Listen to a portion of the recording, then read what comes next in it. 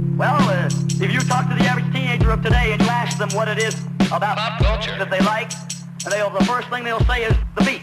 Get yourself addicted. Woo.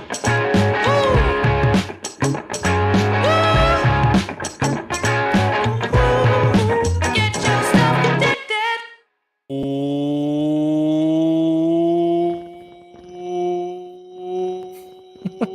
Welcome into the Pop Culture Piledriver. Get addicted to the content. I am Jason Rossi. You can be followed along social media, which, Bill, I'm off, at Jason D Rossi.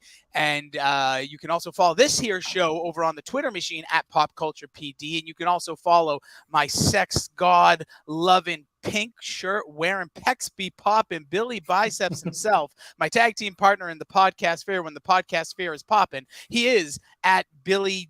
I don't even know what your social media handle. Billy Yee 2411. No, got rid of that. Billy D 115. Doesn't matter. He's Billy D. What's going on, man? Hello. Yeah, it's Billy _ D2411. Back in full force, hating on Patriots on Twitter. You know, join me there. If I can say one thing that is really refreshing. So I've actually dabbled back with Twitter. Like my push notification I opened, just for a quick overview. I took all of social media, all push notifications off my phone since February 1st. Glorious life I'm leading. I've never had them. Probably for like 4 years. Really? You never had a push notification? Nope. Only text and calls. So how do you know when people like will say things to you on like social media, like an Instagram, or are you just constantly like checking? Like I'll not check constantly like obsessive, but like constantly. I'm on it. So I have my phone in my hand constantly. Yeah. You never get like at No Billy dating D apps, or like no nothing. Wait, no... not even dating? I mean, that seems like a character flaw. Nope. Sorry. I have my time. Time's to me. Yeah, no, like I haven't ever had Twitter notifications on. I've never had IG notifications on. Back in the day, I probably had Facebook notifications on. So pretty much just text and phone, and work email. The work email and Slack. That's about it. Interesting. But back to my point, being off social media, I think I texted you this. I can't remember who I sent this to, but literally I couldn't be a more pleasant person to be around. I couldn't be happier because I don't get mad about things that mean nothing. Like literally, you would probably tweet something. Let's say you just said Patriots hate. Like if you would tweet something and it would pop in my like feed or something, I would just get upset for no reason.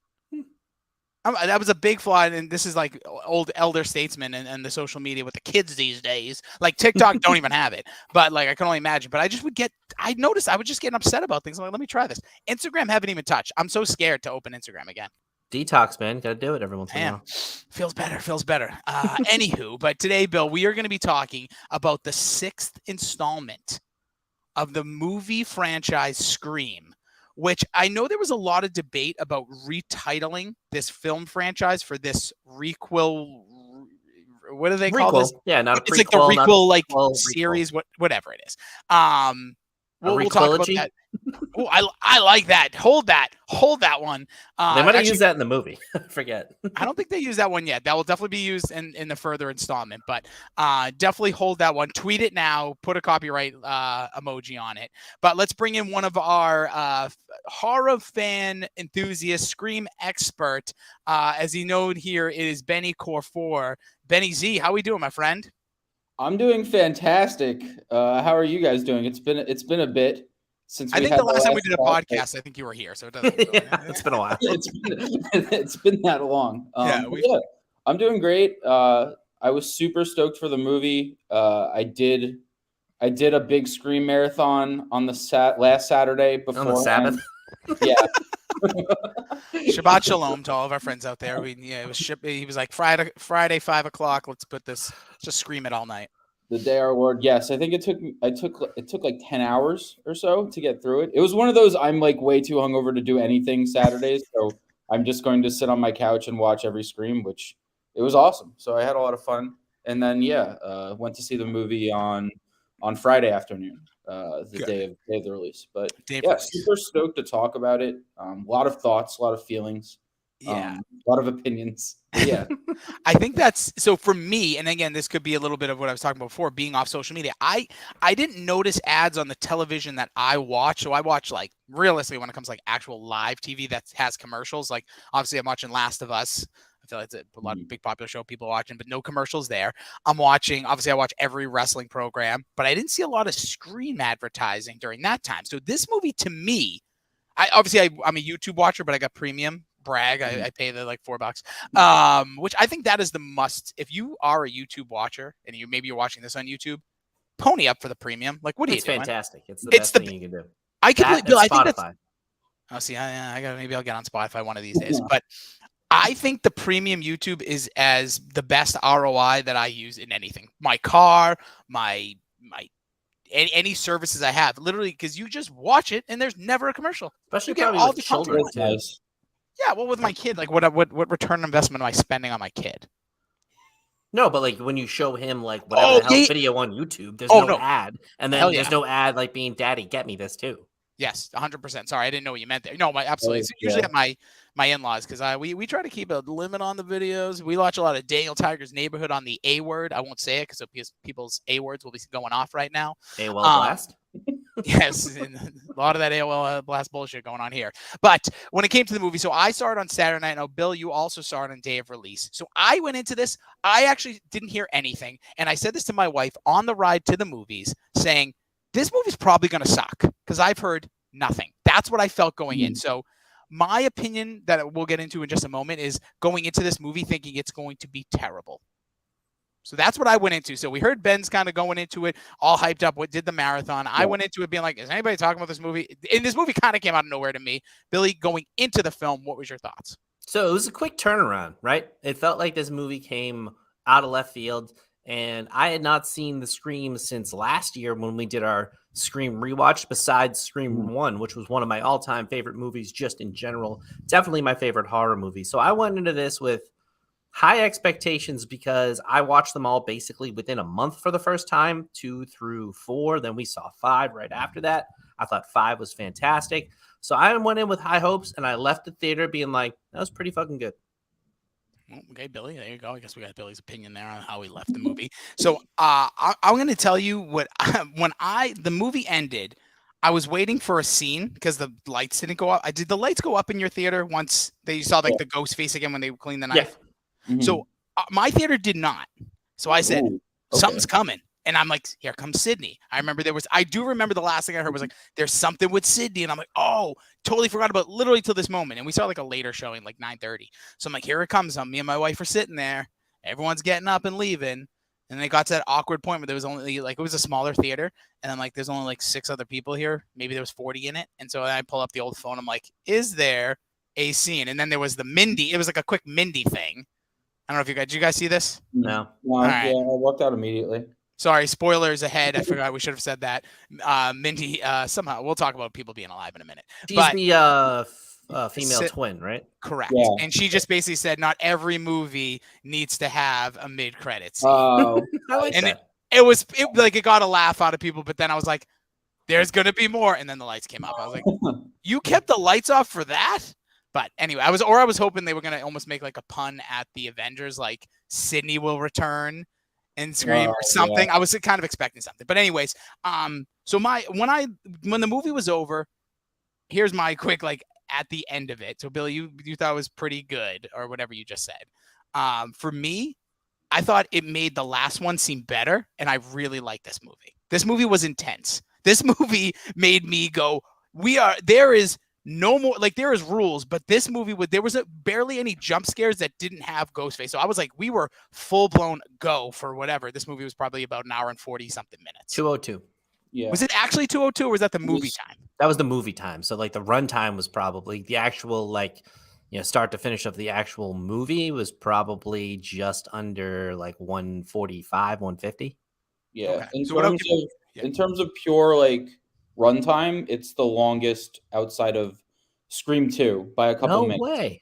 Interesting. Yeah. Good fact by Ben there, because I was just going to ask. It feels like they're about 90 minutes a piece. And this one did feel, I want to say felt longer after, but during I wanted more. So that's the signs of me believing. I really enjoyed this movie. Again, I'm not solidified on my opinion because I want to hear kind of what you guys said because I wonder if I'm missing certain things. But Ben, what did you think after the film? I thought it was great, and I was probably out of the three of us, I was probably the one with the most information and whatnot. I don't know how much you looked into it, Billy, and stuff, but I did a lot of writing and a lot of researching, and I did some handicapping of the killer stuff. Oh, I like that. And we did some content on like Rotten Tomatoes, like what the score was, so I knew it was getting pretty good reviews going in. Like the initial Rotten Tomatoes score was like 78%. Which Good for first. reviews is very And for good. a I don't know horror what movie. now, but let me see. But yeah, it settled around like an 80%. So I was like, okay, it's gonna be pretty good. Right now the audience score is 92%, so everyone's kind of digging it. Mhm. But yeah, I loved it. I thought it was better than Five Cream, by a decent margin. Some of the kill sequences were really well done. You can tell they really relished the chance to film the movie in a different location and do it in New York, where you can get a really creative with like the subway scene and the bodega and the ladder. I mean, the ladder, like that might be the ladder scene might be the most suspenseful scene in any Scream movie like ever. I still think it's Sydney crawling out of the cab. That one fucking had me terrified. Oh yes, that's the most. But this I one, agree, but that's really close though.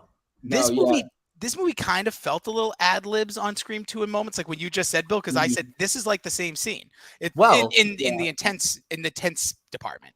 We can dive into it right now because Mindy, the girl who's Randy's niece, right? Yeah. Correct. She did the whole let's recap this. We're in, a requel sequel.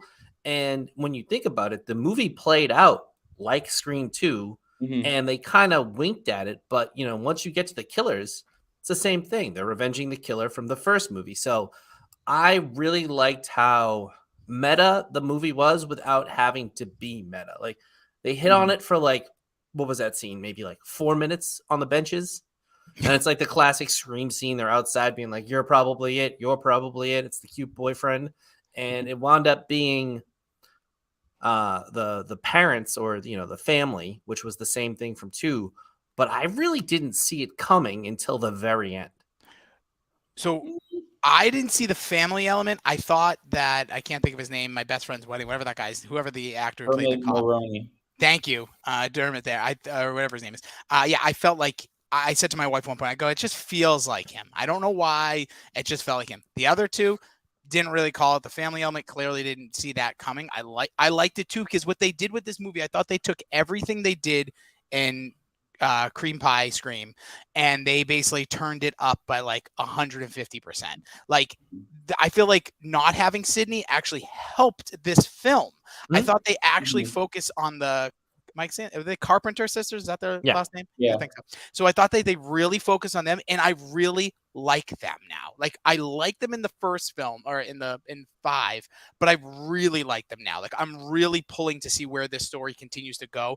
I thought that they just came across well. I think Jenna Ortega, I'll be honest, like I'm waiting for the moment, and maybe again this is my lack of social media. Like, is she like the it queen for like young teens now? Because she did Wednesday, she's done 2 Screams. Like she doesn't play your prototypical Disney like roles. I feel like Just she did must SNL. Oh, she did SNL. I did not know that. Yeah, So is she like Queen? Is it like Queen? She's huge. Is it Queen Jenna now? Is everyone? Yeah, like, she's calling her? probably one of the top female actresses because like the other ones have kind of gone into like, they're, like mid-20s, early 30s now. She's like the young superstar, and she was great. The older sister I thought was fantastic.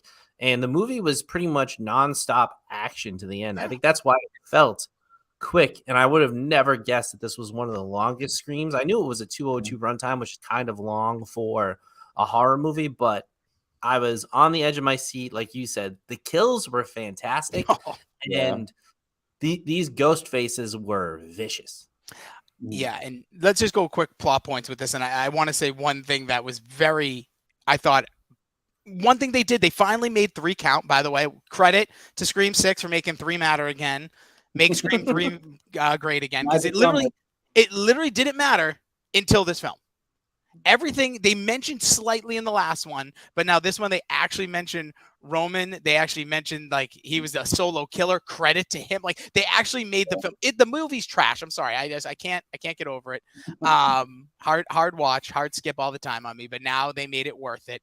But I thought the element of the masks and the like going in backwards order for a reason made the movie like making sense, taking that all the sense in this movie's out. When the guy has a shotgun and he's missing people, like we got to take that all out because there was a lot of bull crap with that. But I thought the idea of not just the killers, like the story Billy you mentioned with the family, but the actual idea of how they went like in reverse order of killers, the return of Kirby, awesome. Like almost gave me like I forgot because again I forgot about that element until when she popped on the screen. I almost had like this like moment like this like I'm a wrestling fan, like a return of somebody. I was like, holy smokes, is she My God, that's her music. Yeah, that's gonna be Kirby, my God. But I just thought the movie had the pacing, and we just kind of mentioned this.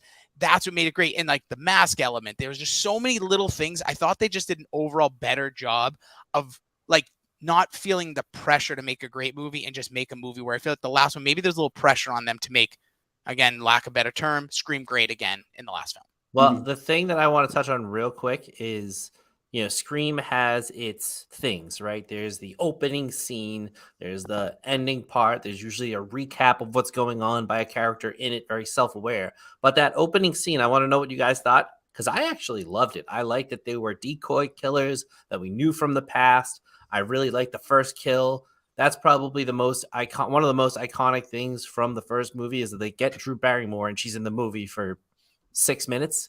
Yeah. So I loved that first scene using, the new, cell phone dating app, like come out to the alley. I really thought they nailed that. Billy's next move on the app. I get it. Oh, God. Not the murder part. Yeah. People. I meant just like come out to the alley. Let's just get it done. But it's tough to hit that scene. And I thought they did. Yeah. And like I was going into it, I was so convinced that Samara Weaving was going to be like the killer because she was in Ready or Not and she was badass in that. And she's somewhat high profile. Like if you think of all the actresses and actors in that movie, other than like Dermot Mulroney, who's been in a lot of stuff, it's really like Jenna Ortega and then Samara Weaving are two like high profile names. I wanted to say just on that point, I agreed with you because I remember she getting cast because these were the people who did Ready or Not, and then she also was in the Babysitter movies, right? Yeah, and she plays a great like likable villain. She does crazy really good. And so I thought the same thing because that's kind of what we talked about in the last film. I forget the actress name, the younger, the girlfriend, I guess. Mikey Madison. Yes, and like that was the same thing. Like she plays a great crazy. So I thought the same thing as you, but continue. Yeah. I thought she was gonna be it, and then when the trailers came out and she wasn't in it at all, and then all that, they were clearly doing what Billy said with Drew Barrymore, where they got this sort of high profile actress and they're just gonna kill her off in the opening scene. So my opinion flipped on that pretty quickly. I like what they did with it though, right? They went in a different direction where you're kind of like usually you're waiting for that cut scene where it goes to the opening where it goes to Scream, and they never really did that. And then they showed the killer's face, and you're like, shit, are we in for a different kind of movie? Because on the Dork podcast, they theorized the next one could be from the killer's perspective, which I thought would be kind of cool, and just have the dramatic irony on the screen of you knowing who the killers is, but them trying to figure it out. But like that apartment scene was also really well done. And when you knew what was happening when he was opening the freezer, but it was still a nice payoff. I agree, though. I thought that opening was a little game changing, and they needed it. Like, I think that also set the tone because Ben, you might have said this, like going to New York, like we set a whole new precedent with everything. So I thought that was a good way to be like, this is not like the other movies. We didn't know how close it would be in any element, but once, like, the whole dating app scene, the way they did that, the way he revealed himself, and what was that? With the guy from Spider-Man, his buddy there. Yes, he was good, and I always. When they took the mask off and you saw his face, I was like, what are we? And that's what I was kind of like, what are we doing here? Then when he walked away, then I started to believe when he got home, he's like, hey, and he got the call. I'm like, is this going to be the cult? Like, are we going into a cult element? Like, is it going to be a bunch of killers? Because I think we kind of talked about in the last one, we kind of thought that's what could happen. Then when like the ghost face kills him, and by the way, the friend in the fridge there, just annihilated that body. We have never seen, like, I'm talking like, what did he use? Or they use like a chainsaw? Like that was cut out, head cut off, body parts, limbs destroyed. Like, good Lord. Yeah, it was pretty brutal. I did like, and I watched some videos beforehand and that kind of like to refresh my memory. I did like that they asked him what it felt like to do the opening kill, and he kind of went into it a little bit. And like Billy was saying, where they, killer's perspective kind of thing. They did do that a little bit. Obviously, it wasn't the whole movie from the killer's perspective, but you do get that kind of insight into cool. how the killer feels, which was super. Yeah, it was super cool. Yeah, it was dark. It was kind of twisted. Like it felt Yeah. good. Yeah, Felt like and a then, rush. and you really like you don't really know where exactly it's going. Like, is it going to be this chain kind of thing where like it keeps? Because a lot of people theorize that it would be some sort of cult. And to an extent, it was sort of a Ghostface cult with Richie and like these disciples that his family kills off because they were trying to do that whole. So it's almost like them killing that idea from the first movie and moving on to the second kind of movie, which I think was a good transition for the opening scene. Agreed. I just want to point out one major flaw that like was hard to not take notice of, and maybe you guys caught this or not, but I kept saying it to my wife. There was massive. So we talked a little bit about the death on the ladder, right? So that's Mindy's girlfriend dies right in front of her. She cries while like they show that shot. Every scene after that, this girl wasn't traumatized at all. Like it was just like, nah, I didn't just see my girlfriend fall off a ladder and die. No big deal. Every time there was a death that like a character we should care about, nobody cared. Literally nobody cared. They were just like, we're moving. Like, yeah, keep it moving. We're good. Like, yeah, shit, people die, I guess. It's the Woodsboro crew, man. They're kind of used to it. And that girl is also the girl from Yellow Jackets who eats people in that show. So cool. Shout out to her. She's fantastic. Great actress. But I didn't really pick up on that because I think like I'm just so desensitized to everything, especially Billy, you're not desensitized. The freaking writers are desensitized. Yeah, literally. Imagine I get that's shot right now, and you guys keep doing the pod, and my dead body's right here. And it's just like, yeah. So then that next scene, you totally would. But if there's a killer still trying to get all of us, you're gone. What am I going to do for you? You got to keep moving on. Those are the rules. No trauma. Also, stabbing no longer a pain point. It's like it might as well be somebody just like attack. That was my only problem. One of the twins should have died. I definitely think the boy What twin should have been dead. You think the guy got stabbed 70 times? I didn't want him to go. Neither. But yeah, it definitely looked like he was done. But then you're like, no, he's Dewey, because that happened to Dewey like multiple times. So they're just like, he's Dewey. He's gonna get stabbed a billion times, and at the end they're gonna be like, yeah, he's barely hanging on. Got a breather. I mean, Paul Pierce got stabbed, I think, like 17 times, and he was playing basketball in a few weeks. So Benzino. It can happen, but I didn't like that. Mindy also got stabbed in the stomach, and like it was held there for a while. Yeah, and then Jenna, I can't even think of her name. Jenna Ortega's character, when she's like, let me go. And I thought there was going to be this like badass scene where she stabs him. Yeah. She falls, gets stabbed in the back for a second time earlier in the film when they're making out. The freaking Ghostface just pops out of nowhere like you're playing Friday the 13th, the video game back in the day. Stabs her in the back. She never had pain, though. She was in no pain. Maybe it's because she's bulletproof or stab-proof from the last movie. She got stabbed like 100 times in the opening. I don't know. I've never been stabbed, so maybe you get like immunity. Knock on some wood there. But I would say, like, once I saw who the killers were, because my biggest complaint was, these guys get knocked down and they're down for a while. But they were both like, one was a small girl and one was a skinny dude. So I kind of get like that they could be like knocked out. My only problem with every Scream movie and every horror movie is like, if I'm the twin, the big jack dude, I knock a guy down, I beat him till he's dead. Like he did some of that. He did. If you see in that scene, he's beating the hell out of I guess it's Dermot Mulroney or one of them or one of the kids. And then he's about to finish the person off, but then gets hit from behind by the other one. Yeah, but that was after many other times where they're just like, keep running. It's like, no, you got him down. Step on him. Yeah. I also really liked, I thought maybe the coolest scene of the movie, which this might be hard to pick. And now obviously we're just kind of freestyling reviewing here. I thought the scene when the two Ghostface clean the knife simultaneously after stabbing Chad a million times was literally super cool. That was an awesome scene. Like, credit to whoever put that piece together, because that is like, you're gonna see that, I feel like, in like quick clean like clicks of horror movie, like any like reels moving forward, because that was an epic scene. Well, that leads me to this. Is this now the Star Wars of horror, where they've created so many tropes within their universe that stuff is coming? And one of my favorite things about the Scream universe, and they were told this and they know this, the killer always comes back for one final gasp. And once everybody was dead, they're sitting there. I don't know if you guys were, but the person next to me was like, somebody's coming back. Somebody's coming back. There's gonna be one more. Something's gonna happen. Something's gonna happen. And like the way they killed, I think it was the kid. Ethan. The stew move.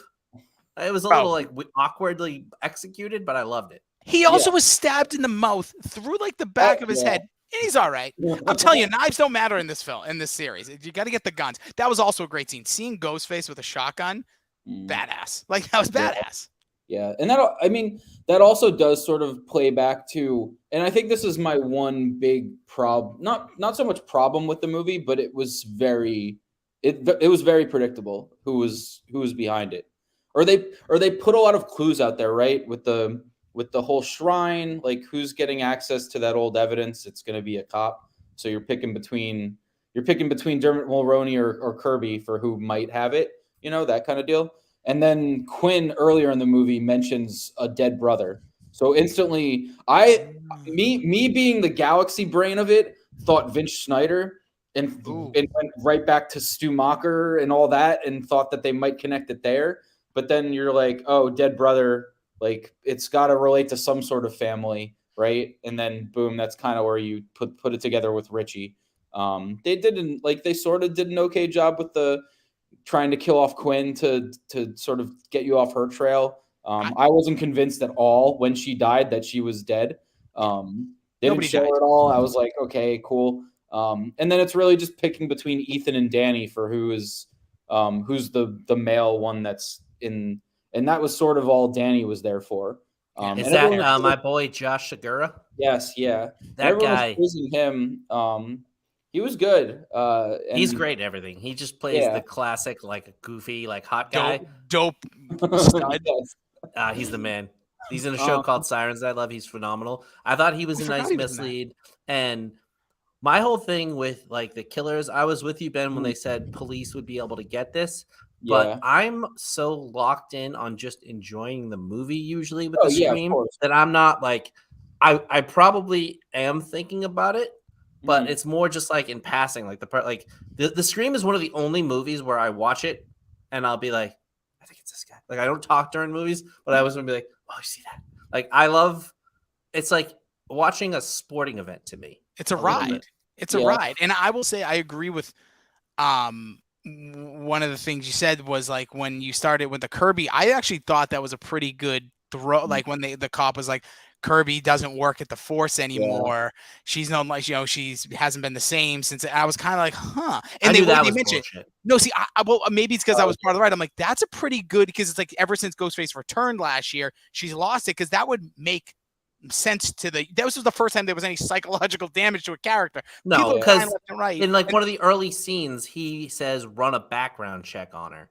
Yeah, and like that would have came out like instantly. That was like probably again we're talking before. Like once people he were said stabbed that, in the mouth and survived. Shotguns were missed from me like to my right here. It was like watching The Town again. But for me, that was him just being like a dick and like misleading them. I knew right away once he said that, I was like, all right, he's the killer, because there's no way she was bringing him in there and locking them in there like that, and that was going to be it. Here's my question about the, getting into the killers, and this is what I'm just thinking of this now. So what was he? He was the head of the police, or was he just a police? Okay. Yeah. In New York City. So two things. One, nobody knows that's the dad to a guy who died. Nobody like social media, all these things today, somehow not only the dad of your boyfriend you never met, whatever, that can happen, but like there's no like when he dies, like family on television, anything. Okay, whatever, we'll go there. Oh, for the love of God, you think the Carpenters like wouldn't have done a background check on the girl that was living with them? Well, they said they did. They said they vetted her. They did all stuff. Fine, you can fake. I'm still going to give a little bit. How the hell did they get to New York then? Like, how did he know to be like, you know what I mean? Like, how did that all just fit? Like, he's a police officer in New York. They decide to go to New York. He's going to do this big. I know. This is what I was kind of at one point. I'm like, wait a second. Did he move there, or was he there the whole time and they fell into? He transferred there once she went to college, and obviously we know now that that's why. Because plus, like he clearly changed his identity at some point, right? Yes. Like it's Richie Kirsch, and he's Detective Bailey. Yes. So at some point he disguises identity. The kids' identities are disguised because Ethan's last name is different. Quinn's last name is different. So I see where you're going, Rossi, where you're like breaking it down like a lot, but I think it's really just like Billy said, it's a movie. Oh no, I get it. I just thinking about it now. I'm like, wait, just a second. He's not like he's just like he's running one of the bodegas. This is a freaking police officer. Yeah. On top of this, we haven't even touched upon the scene with Gail Weathers, who I'm and I mean with all due respect, I'm a piece of crap. I look like crap. I'm horrible. Courtney Cox, I just it's really she's hard to watch on film. I know that sounds really bad, but she's done this weird thing where she is aging, which is great. I like when people age because that's reality. But she also had so much plastic surgery when she did like Cougar Town. So she's in that her face looks just so bizarre, hard to watch. But besides the point, sorry for the disrespect, Courtney Cox. I know she's listening, but her character in this movie was weird. Like I feel like they didn't know exactly what to do with her. I liked her and Kirby's like tension and kind of playing back to that from Scream 4, but the scene in her apartment or wherever she was with her boyfriend, who might have been like the actual biggest dude in the movie, aside from hunky boyfriend guy, he gets wiped out like he's a foot soldier in the Ninja Turtles, like just grabbed by who's strong enough to just grab that guy and take all of his body weight. And then just, I don't even know if he was stabbed or not. He was just dead in the corner. Gail Weathers gets pwned, stabbed again like a bunch of times, like killed, and she's still breathing. Yeah. I thought about this a lot because going into the movie, I was like, Gail's dead. Like they're killing her off. They have to kill her off. I want to say Nev Campbell backing out had a little bit to do with that because I think if Sydney's in the movie, Gail dies. And I don't know if Kirby's back, so I think like they had this whole thing set up and it kind of got wiped out. So I think going into it, they wanted Gail to survive and get into the next movie so that they would have that sort of female. They needed a legacy character. Yeah, they need the legacy character. Like they can't go into Scream 7 without with just Kirby and the possibility that Sydney doesn't come back at all. So I think bringing Gail back is good. The scene is really good in her apartment. Intense. There are a lot of they build the tension a ton. There's parts where you're like, oh, this is where she gets it, and like it doesn't happen, and she's running like she puts up a fight. A lot of foreplay in the scene. She does the Star 69 thing from Scream 2, which I really I really appreciated. Where Jada Pinkett Smith's like Star 69 his ass, and she did that. Yep. There were a ton of like callbacks to Scream 2 that I thought were like genius. Even I'll bring it up like because you were talking about it before, but if you remember Scream 2, it was like the copycat where the killer was killing off like people that were the same name as the original movie, and the masks are kind of, I think that's similar to what the masks represented. But at least the masks had follow through. Yeah. Sadly, in Scream 2, they just kind of stopped. Yeah, they kind of stopped doing it. I still don't get that. The masks created this shroud of like kind of mystery of who it could be. But going back to Gail, yeah, the sequence was really good. Like I said, I think they kind of had the idea of killing her off and just couldn't. But I think it does set up interesting stuff for Scream 7. If you want to have her be like Cotton Weary in Scream 3, and she's the opening kill for Scream 7, could be good. I got a feeling that also she originally was dying in this film. I think that she died in that end scene. She says goodbye. Don't tell Sydney they kill me, even though you're a famous writer and your death will be reported. But nonetheless, don't tell him. Don't tell him anybody. But I think she did die there, and then they decided to bring her back. Because remember, we never saw her again. They just said Mindy and Gail are like, okay, yeah. Mindy's I'm assuming on her that's way. One like of those things where they filmed two scenes where one of them was like Gail's dead, but Mindy's still alive. And then once they figured out, okay, should we need her for Scream 7? They went with, we'll keep Gail. The idea of her being alive, at least she was in really bad shape when we left her. I thought she was going to die until they had the pulse. I don't mind not killing her off because, like you said, you kind of need that legacy character. But I think with the Carpenter sisters, we're in a really good spot going forward with Scream if they want to continue to do it, if they don't feel like they're Nev Campbell at some point and back out. But both of them, I think, are excellent. I want to know what you guys thought about the Billy stuff again, because it's interesting, the ghosts. But it's one of those things where I liked it better in this movie because it only popped up like once or twice, and they had him like inside behind like glass. So you couldn't tell how fucking old he looked because he looked Skeet, old. skeet, skeet, skeet.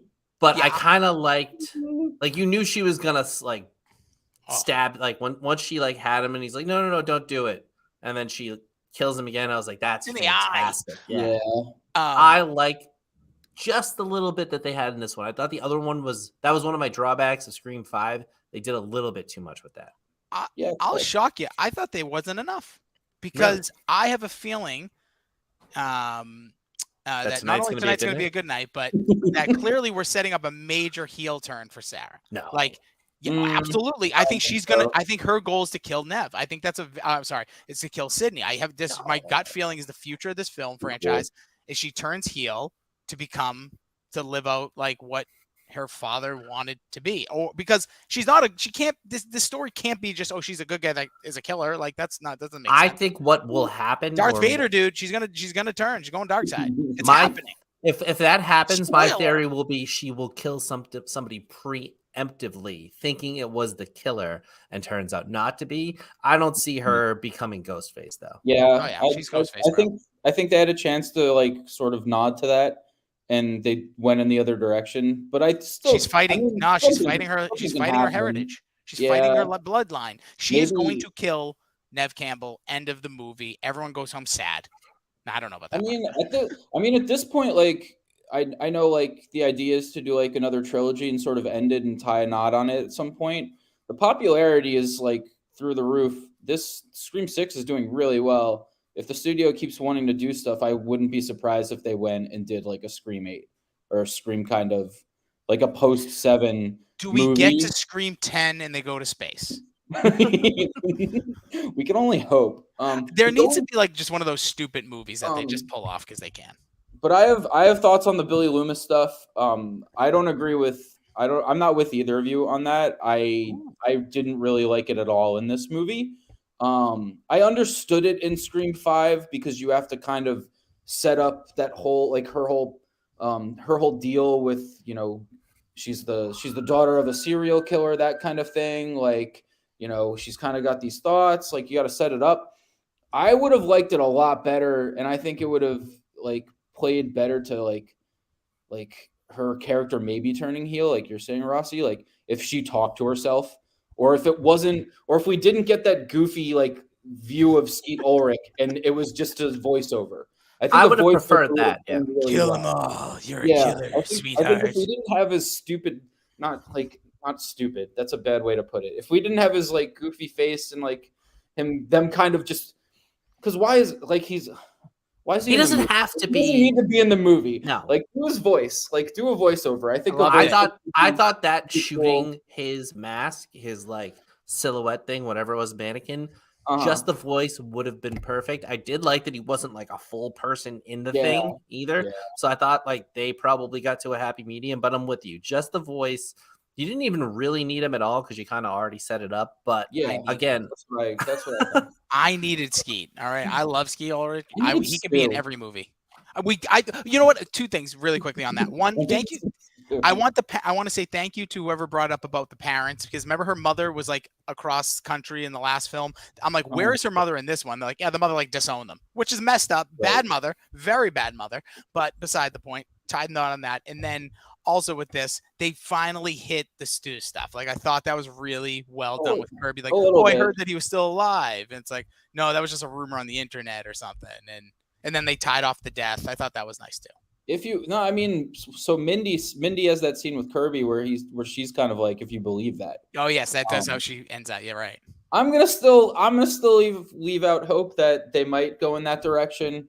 There's a lot of good like theories and ways that you could write him into it that I think wouldn't be too far-fetched and campy and like too much.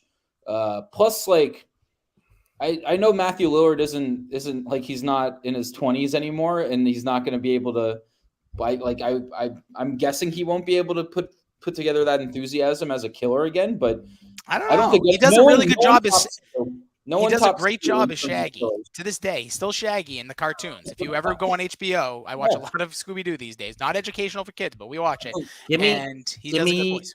Scream Abroad, Stu starting the movie by killing their mother, Billy's Ooh. wife. That'll be my Ooh. thing. I don't think they got married, but I like it. Or I have a yeah, crazy theory about. I have a crazy theory about what they could do in the next movie if they do tie in Sam's mother, because they mentioned the mother. Sam's mother has to come up at some point. Well- And if you're thinking about it like they're gonna make it exactly like Scream 3, except they'll Ugh. do it better, I Oh, think. okay. Thank you. If they do it exactly like Scream 3, it's gotta be linked.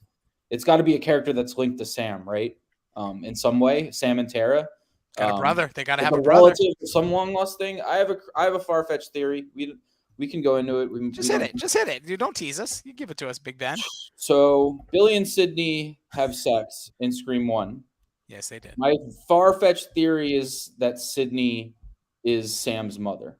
Is that crazy, or is that possible, or is it? What are we? Shit. Is that like could there be a scenario where Sydney conceived Billy's child? I think I said this in the last. I feel like you brought this up because I know I've heard this, and I so think it was she you. would have given her away because it was a serial killer baby.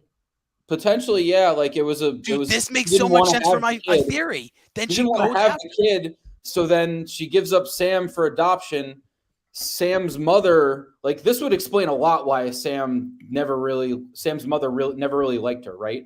Yeah. Because they find out that like the dad I don't know, maybe it's far-fetched because the dad left after finding out that it wasn't her daughter, but maybe there's something else there because they did say that Sam. I'm going off like on a. Well, isn't that the kind of thing with Scream 3 too? That like Sydney's mother was the actress raped and like her like a baby hoe. was conceived, like Sydney was conceived like by a bad person, right?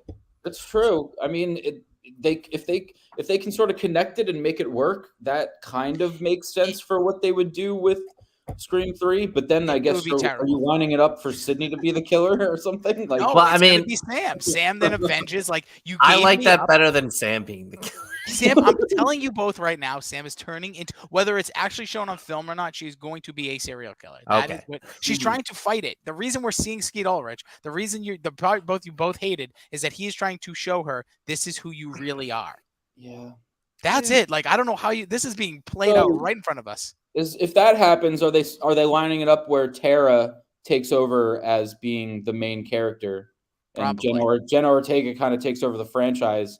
They kill off Sam because she was the killer, and then they do more movies where it's all Jenna Ortega. I think Or Jenna it could be- Ortega plays a that good works. Robin. She's I think cute, she's the you know? Robin. I think it could go this way that Sam turns into Ghostface, kills Sydney, then Tara has to battle with like, what does What she do I do? do? Do I Yeah. turn her in? Do I like try to help her? Do I work against it? There's a lot you can do with this. It's Super Dexter. interesting. She's I like turned that. into I like Dexter. it a little bit. All right. Thank So- you. That's all I need. One thing wanna- I want to just say, Bill, before you go there, Hmm? I want to give a lot of credit to Scream for this also. When Ish was getting real in that theater or wherever it was, it turned into sexy time. The tops came off, boys. They were wearing sweaters, and it was like, it's time to get into it. The men, sleeves are rolled up, shirts got Chad's shirt tighter. Hunky guy, they disappeared, but he looked hot throughout the movie. Let's give credit where credit's due, Yeah. men and women. But the ladies, Sam and Tara, it was like, Oh, the time to second take- Sam walked in, she unzipped the hoodie. I was like, Yeah. all right, nice Game time. wife beater tank top. Let's go. when I'm going to Um, get into a war with a like an assailant, I want to wear the least amount of clothes as possible. A lot of skin.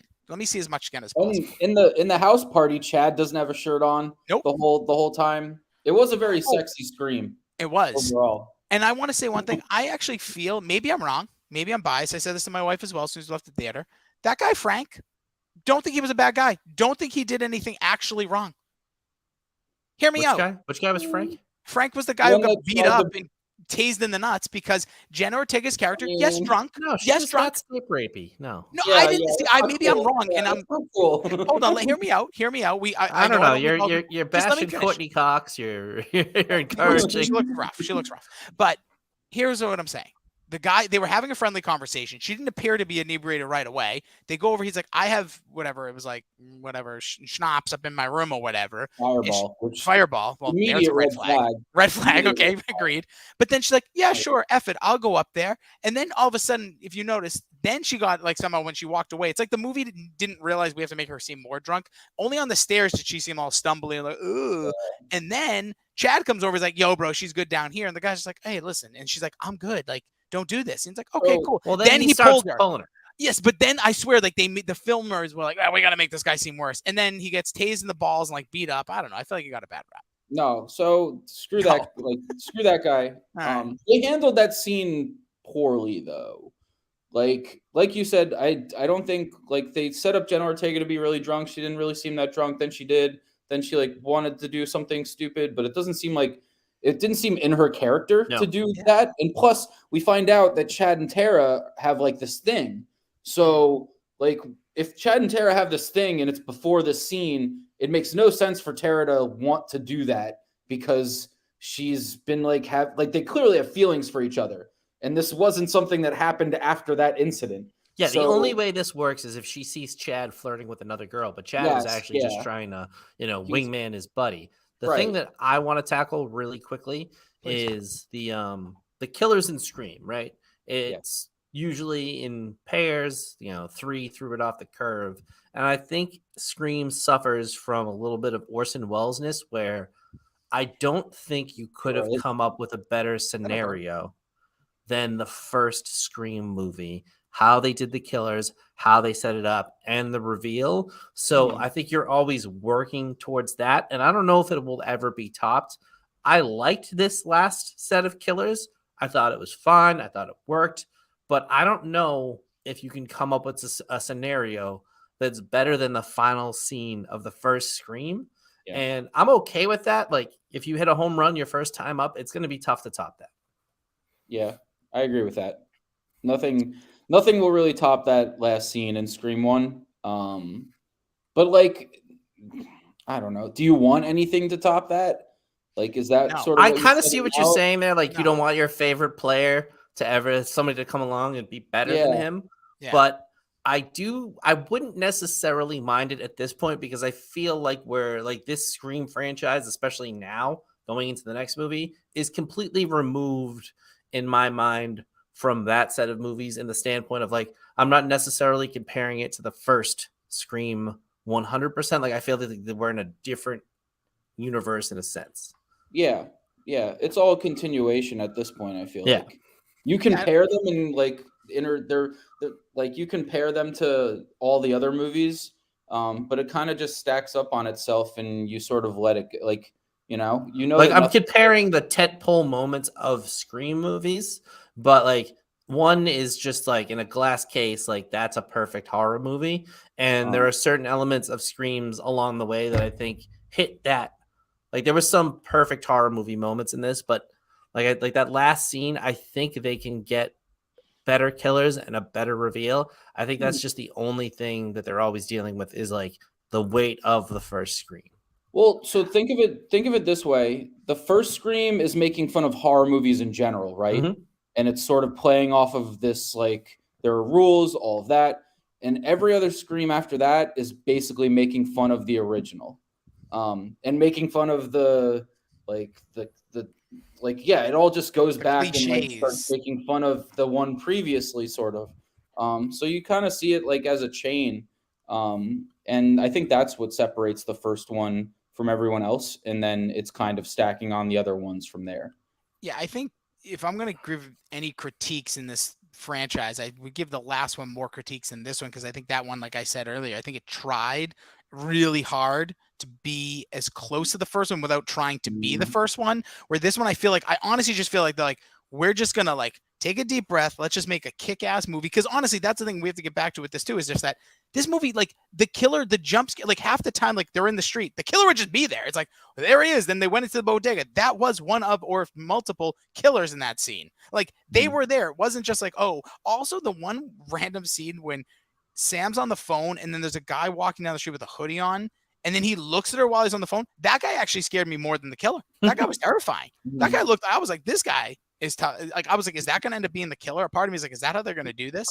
I just felt like this movie did such a good job of not trying to be anything. Like even the last one with like the requel thing, like, all right, we got to come up with something cool and catchy. Now we've done all that. We've like, even though I know they did like the scene, Billy, that you mentioned, and we talked about like at the bench, and they did like, which even Kirby and Mindy with like favorite this movie, like all that. But like, I just felt like there was a big breath of like relaxation and let's just make a cool movie that people will just go and enjoy. Where the last one, I think people picked apart because it was trying to establish this brand. You mentioned Star Wars earlier. I think that was some of the critiques looking back on what was the newest first one, The Force Awakens or something. Yeah. Okay, Yeah. I don't know Star Wars, but I feel like that movie started off. Everyone's like, "That movie's kick ass. It's great," and then everyone's like, "Oh, it's freaking tried so hard to like redo it." Like I feel like now we're just so critical with things, and I don't know. I feel like all the Star Wars kind of got a bad rep. Maybe I'm wrong. Maybe I don't know anything, but I feel like this one there was just that like, whew, let's just make a cool movie.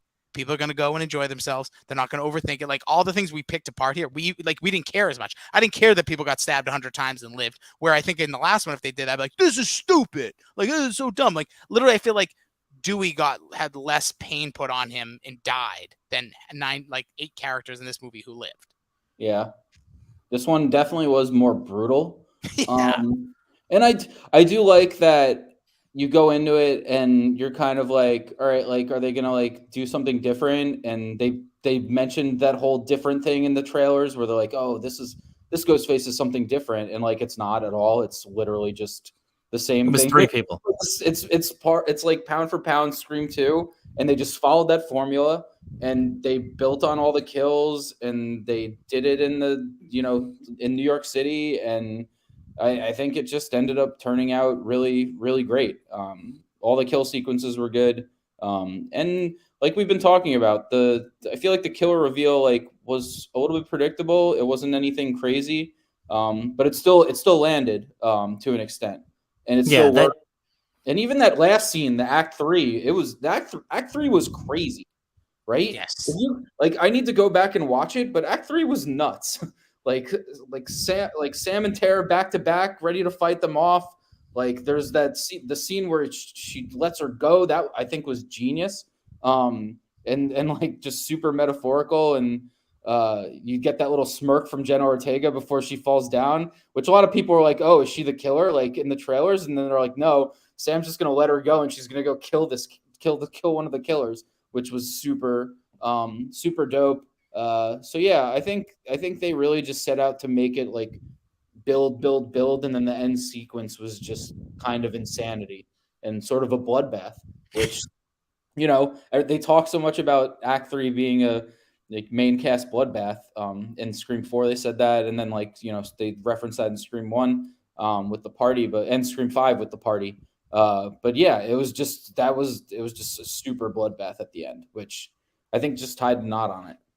Yeah, I liked it. I overall, I think opinions, we do a ranking out of 11 here. I think this is, for me, it's not a perfect movie. I'm not going to go crazy, but I think it's a 9 out of 11. Like I thought this was a strong movie and highly recommend. And I'm already looking forward to seeing it again, but I'm also concerned how much I like it, that if I see it again, I'm going to be like, it wasn't as good as when I first saw it. But that's yeah, I agree. I'd probably give it like an 8.5. Just being like more, more critical of the Scream movies overall. But I'm with you. I don't like going to see movies again. I feel like you see it once and you pay to see it once, and you wait until it comes out where you don't have to pay for it, and then you can watch it as many times as you want. Yep. But like even just going back before we did this and going back and watching like refresher videos, I'm like, I should probably see this again. Yeah. And I don't do that a lot. I feel like you don't get that a ton with a lot of movies outside of stuff that you're like super like obsessed with, which I kind of am. But yeah, I would say solid 8.5, 8. I have it ranked second overall in my Scream rankings. So I do Scream 1. I thought this one gets the 2 ranking. Then Scream 2, Scream 4, Scream 5, and Scream 3 is how I would rank them. Yeah, you don't even have to mention 3 if you don't want. I've watched Scream a lot. There are good parts of Scream. Some parts are really, really bad. Just the movie's bad. Goofy. There's good parts, but there are good parts. Yeah. Piper Pereboo's amazing. I love this movie. I love a lot of the Scream movies because I'm unlike you guys. I only watched one and then didn't watch any of the other ones until literally last year. So my expectation level is different, but I'm like 8.5. It was fun. It was a thrill ride. I was not bored really for a second in this movie. I think that's what this movie does really well is there's no real lulls. Even when they're talking on the bench, it's good comedy. It's good pacing. Dermot Mulroney is my only drawback because not a good actor. I thought he was terrible. Oscars. I don't care. Like maybe he was bad acting on purpose because he was faking to be a good guy, but he lost his fastball or whatever he had. I thought he was terrible and shameless too. I just don't buy him anyways. He's just got kind of a dur face to me. But overall, So movie was I say great. something about Courtney Cox. You're over here just destroying a man's career. I just think she We can looks guy bash as guys though. We have no right to Oh no, comment that's on. not fair. I can comment on anything. You I can. free will. I free will. But again, loved it. And Ben, it seems like you have some stats here. Do you have any stats on like kills and stuff? I don't have any stats on. I wouldn't say like you mean in comparison to some of the other movies. Yeah. Like what kind of is the kill count? Yeah. I don't have any stats for you on kill count. We can look into that really fast. I'm trying to think off the top of Because my the head. Google machine's pretty, Yeah, I'm pretty trying to good. think off the top of my head. There was 3 kills in the first scene. Technically, we didn't see one of them because the body was dismembered, but that counts. Let's see. In We the got- bodega, there was 2 randos. There's a lot of random people that died in this There movie. were a lot of random people that I thought that's what made it good. It I had to don't be the know if highest it kill was- count. Was it only 10 people? It might have been. So the 3 Baileys, right? Right. Yep, that's 3. The 3 Um, people in the opening scene. Brooks, who was The boyfriend. supposedly Courtney Gail Weathers' boyfriend in the apartment. Poor guy. You have Annika, who was Yep. Mindy's girlfriend. You have the doctor, Dr. Henry Zerny, who was Great Sam's kill. therapist. Great kill. That poor guy. You have the bodega owner who gets the shoddy. You have Greg. I think me and Ben are looking at the same article. Are we? Greg Hold on, is real the- quick about the therapist. That was is one of the Jason- best kills, really quickly, because that one Yeah. again, you see the ghost face there. You're like, it's not going to be ghost face. There's going to be somebody else. It's going to be a jump scare. Smashes the window out and just destroys the guy. Just destroys him.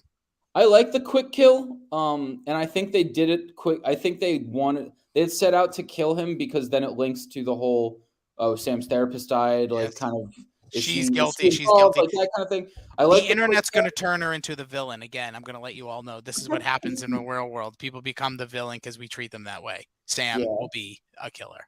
I think they needed to do the quick kill with him because they didn't want to eat up too much time. Yeah, like what they did in the last. Remember the last movie? It was the kid from 13 Reasons Why. I can't think of his name right now. Kind of a star right now. Dylan Minnette. Yeah, that scene was like that felt like it was 8 minutes long. Yeah, no, yeah, them two. Yeah, that whole building up to it with the food, and then she gets the call, Yeah. and then she's going home. In the shower and Yeah, everything. it really dragged out a lot. I do appreciate the quick kill. I also do like dragging it out and seeing where it goes, because then you're like, okay, we know, like we knew going into that scene that he was gonna die. We didn't know it was gonna be by literally Ghostface stabbing through the window and getting him in the nose. You know, brutal. awful way to go. But I'm trying to think if there were any other like super quick kills. It might have been one of the quickest kills in Scream history, honestly. Yeah. I'm just trying to think if there's anybody else that was like, because here's the funny part. Really, the core 4, which by the way, we didn't even talk about that. Great scene. I had written content on this. Yep. I sent it to Billy. I had called them the core 4 before, like a week before even seeing the movie. Nice. Because I mean, it's sort of how you classify that stuff. Plus, I'm a Yankees fan. I know. Just do it. Just do it. Yankees Yankees. core 4. Oh, Billy sucks. Billy's just a bad person. Just a horrible, freaking horrible man. But yeah, Wonder why he is where he is. I had wrote core Core 4 4. somewhere in content. I also, and I was way off on how the story was written, but I also did have Ethan as one of the killers. So I was will say happy. that guy, the only like the really good time they had is how he wasn't around that one day he was in finals or whatever, which is such an easy way to like do that. But convenient, but I never found him to be like, because he did such a good job of playing like, why is it always going to be me? Why is it always going to be this guy? Why do I have to die? And the die a virgin line, which probably should have been the most obvious that he's somewhere in it. It's like, am I really going to die a virgin? And it's funny, but I almost was hoping when she said, you are going to die a virgin, he said, I was really hoping he had like one like quick line, even though he had a knife in his freaking like head and then the TV, like poor guy. That guy got destroyed, by the way. His body is messed. They closed casket. Closed casket. Well, the thing I liked about this movie was the fact that they had so many archetypal killer characters cast that it did give you a wide variety of prime suspects. In Scream 5, right away, I'm kind of like, it's the boyfriend. It was almost off the bat that I was like, it's him. And this one, they gave you a litany of people that it could be. I never thought it was Kirby, like not even for a second. Not really, yeah. But I didn't put two and two together with the police thing and like eliminate her as a suspect with the other guy, Dermot Mulroney's character. But overall, it was well done. We're gonna find plot holes in every horror movie that we dig into, but thrill ride would be the way I would describe it. Sexy thrill ride. Sexy thrill ride. Non-stop action. It was great. I think we've kind of putting the scores together. We're giving it a hard 8.5 out of 11. That is Scream 6. Thank God also we can give it its own title again, like not like the weird like Scream 2022. Yeah. It's Scream 6. We're done with it. Just roll with it, people. There's no subtitles, no secondary. We've given some predictions what we think for Scream 7, which is clearly going to happen. I'm assuming we'll get it at some point in mid 2024, probably like maybe a 4th of July release. I do think summer blockbuster, yeah, because I think this, after how well this is doing. Yes. But yeah, I would definitely peg it summer.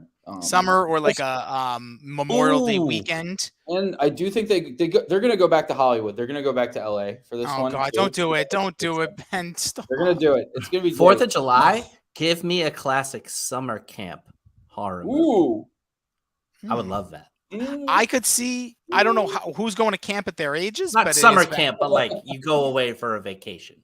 Oh well, that's you, Bill. You just hedged your bets. That's just saying summer camp. No, I'm just kidding. It's whatever it is. They go abroad. It's a Euro trip one. Oh God, that's gonna be like 8, 9, 10. They're gonna go to space. We're going Europe. Goes face across the world. I did also want to just mention. I know. Sorry, we're wrapping this up, but the subway scene with all the different Ghostface masks being there, really cool. I did wonder, and I know we have great people, great content. Ben, you might do this. Who, like, I love the people who say like who killed who in these movies. I think this one's actually gonna be very hard to tell because being 3 and timing in place, that's gonna be hard for them to actually predict. Because I'm most curious about who killed on the train because it couldn't have been. Well, Ethan. Mindy had to have been stabbed by the girl. Right on the train. Yeah, I'm guessing it was. But where was? But I thought because the dad seemed like he was at the station. Because after that was the Kirby scene from the station. Yeah, like he calls Sam on his way to where they are. So that's definitely her. Okay. Yeah, all right. Fair. Maybe. All right. But this one, but I feel like it will not be as easy and certain. Like, who was the one who shook the ladder? And clearly not the girl, but which one of like that one was Ethan, depending. Because I think Dermot Mulroney's character should have been able to break down a bookcase in front of a door in like 30 seconds. Yeah. Also, Mindy she got stabbed a ton in this movie. How are these people alive? A lot of stabbing. That's going to be the new thing. I want to just know how many people how much time people were stabbed. Forget about death. How many stabs actually happened? Oh my God. I think over 100. Easy. I might watch some of the movies and do that, and then handicap the next one. The next one, because they're all going to try to go up. This one definitely had the most stabs. People were getting stabbed left and right. And little cuts on these count. These little the twin got stabbed by two people for a good 10 straight seconds of stabbing. It was just pincushion. It's fine.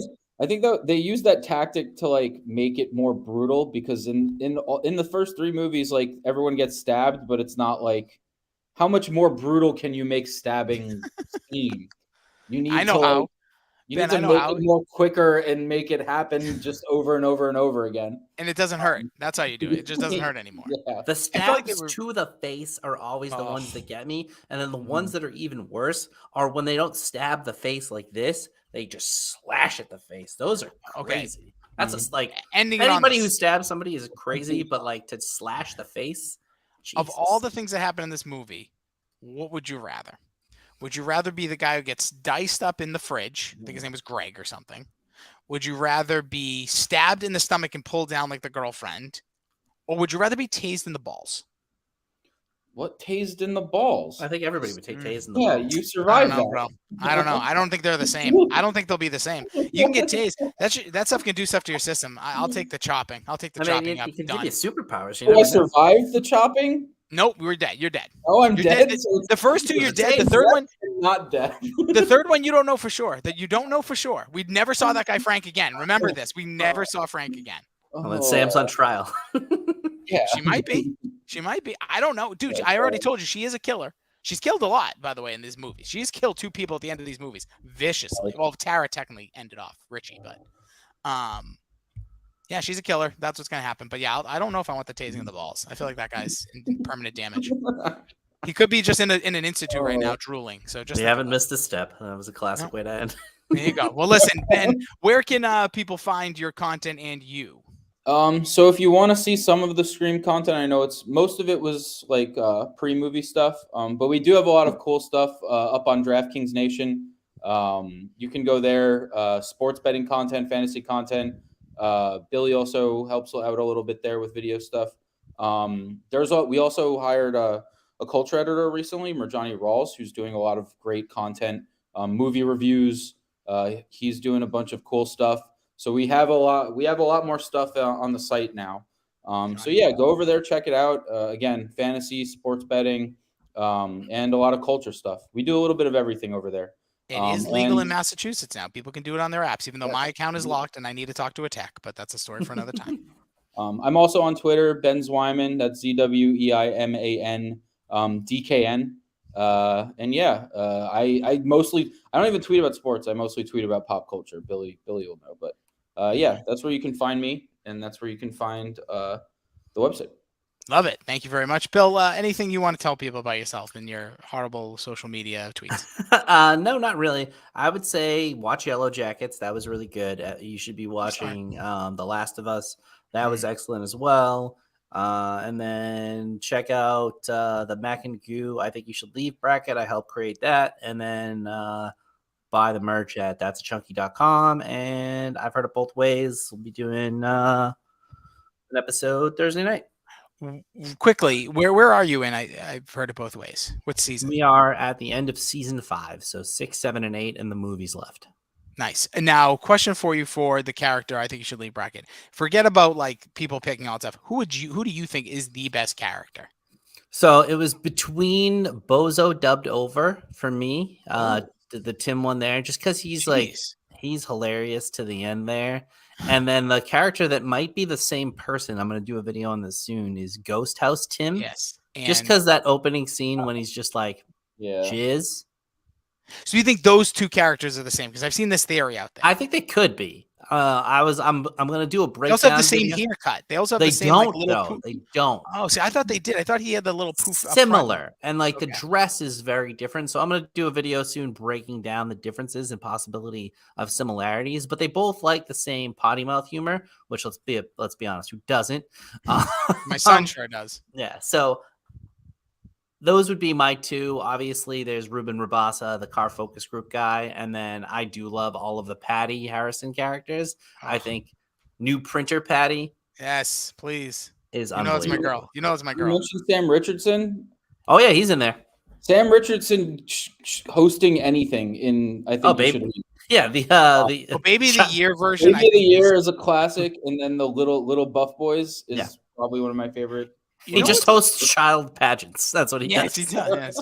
You know what's a weird, and I didn't recognize all the bracket. I didn't notice this one or not. I know it's actually probably a weak character in the overall, but I do think I don't watch a skit a lot. But the oh crap, who's the musician? And he's on the stage and the dog humps him.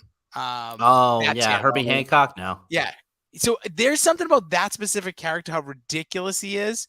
I don't know. I was watching that one recently. I'm like, this character is ridiculous. And also Blues Brothers, Tim. You know, that's one of my also. Yeah, that's a great one. But who do you think is going to win this?